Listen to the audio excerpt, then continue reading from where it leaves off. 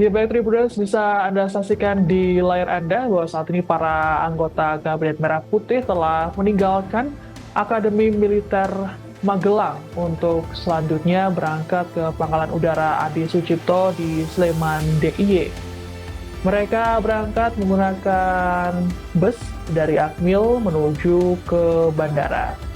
Adapun para menteri, wakil menteri, kepala badan, dan juga para utusan presiden ini mengenakan kaos olahraga warna biru disertai dengan topi.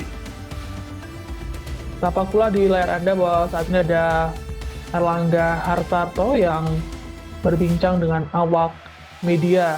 Kemudian tadi ada Menteri Keuangan Sri Mulyani, lalu ada Muhaimin Iskandar. Download Tribun X sekarang, menghadirkan lokal menjadi Indonesia.